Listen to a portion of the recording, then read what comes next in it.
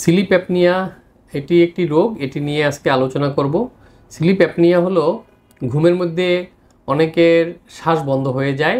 Slip মানে ঘুম, আর apnea মানে হলো দম বন্ধ হয়ে যাওয়া, শ্বাস বন্ধ হয়ে যাওয়া, কয়েক সেকেন্ডের জন্য এই শ্বাস বন্ধ হয়ে যায়, এটিকে স্লিপ অ্যাপনিয়া বলে।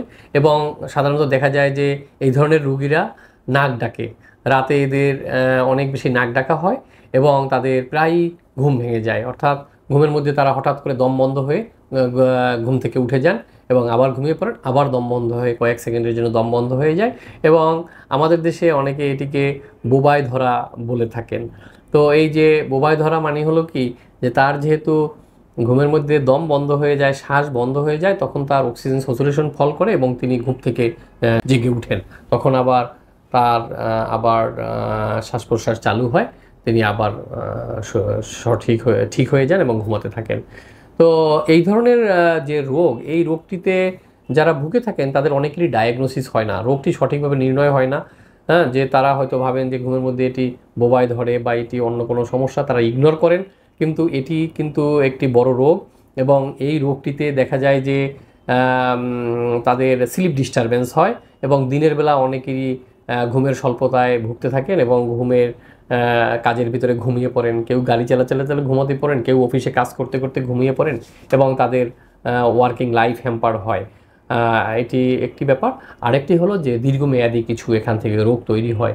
যাদের স্লিপ অ্যাপনিয়া রোগ আছে তাদের সেখান থেকে হাইপারটেনশন বা উচ্চ রক্তচাপ হয়, অথবা পালমোনারি হাইপারটেনশন বা ফুসফুসের রক্তচাপ বেড়ে গিয়ে, রক্তনালীর রক্তচাপ বেড়ে গিয়ে হার্ট ফেলিউরের মতো ঘটনা, রোগ তৈরি হতে পারে।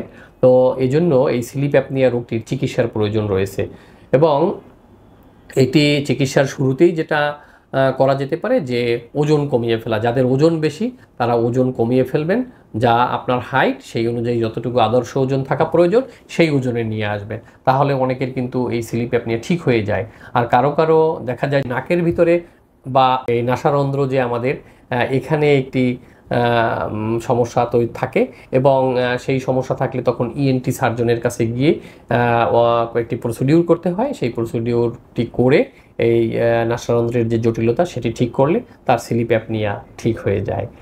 তো যাদের এই দুটো থেকেও এই স্লিপ অ্যাপনিয়া রোগটি ঠিক হবে না, তাদের জন্য যেটা, যে আমরা একটি বিশেষ যন্ত্র তাদের রাতে লাগিয়ে রাখি এবং মনিটরিং করি এবং সেখান থেকে আমরা ডায়াগনোসিস করি, তার স্লিপ অ্যাপনিয়াটি ডায়াগনোসিস করে, এবং সেখান থেকে একটি মেশিন তাকে দিয়ে তার এই স্লিপ অ্যাপনিয়া রোগটির চিকিৎসা করা হয় এবং এই মেশিনটিকে বলা হয় সিপ্যাপ মেশিন।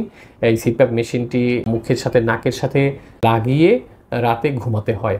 তখন এই রোগীর আর এই অ্যাপনিয়া সমস্যাটি হয় না, তার নাক ডাকাটাও কমে যায়, স্লিপ অ্যাপনিয়াও হয় না এবং তার যে পরবর্তী কমপ্লিকেশন, উচ্চ রক্তচাপ তৈরি হওয়া বা পালমোনারি হাইপারটেনশন বা সিস্টেমিক হাইপারটেনশন, পরবর্তী যে কমপ্লিকেশন বা জটিলতা, সেগুলোও এখান থেকে ডেভেলপ করে না। তো এখন আপনাদের শুধু এটুকু ইনফরমেশন জানতে হবে, সেটা হলো যারা রাতে অনেক বেশি নাক ডাকেন এবং যাদের রাতে বারবার ঘুম ভেঙে যায় বা বোবায় ধরে, ওই রকমের একটি ঘটনা ঘটে, হঠাৎ করে ঘুম ভেঙে যায়, হ্যাঁ, এবং তিনি একদম অচল হয়ে পড়েন, প্যারালাইসিসের মতো হয়ে যায়, হ্যাঁ, ভয় পেয়ে যান, এই সমস্যার উপসর্গ যাদের রয়েছে এবং যাদের দিনের বেলা কাজকর্মের মধ্যে, অফিসে হোক বা অন্যান্য যে কোনো কাজের মধ্যে খুব দুর্বল লাগে এবং ঘুম পায়, হ্যাঁ, এই ধরনের উপসর্গ যাদের থাকে তারা একজন চিকিৎসকের শরণাপন্ন হবেন এবং তখন চিকিৎসক তাকে এক্সামিন করে এবং টেস্ট করে বের করবে তার স্লিপ অ্যাপনিয়া রোগটি আছে কিনা। যদি এই অবস্ট্রাকটিভ স্লিপ অ্যাপনিয়া রোগটি থাকে, তাহলে আমি যে পন্থাগুলো আলোচনা করলাম সেই বিভিন্ন উপায়ে এটির সাকসেসফুলি চিকিৎসা করে রোগীকে ভালো রাখা সম্ভব। ধন্যবাদ সবাইকে।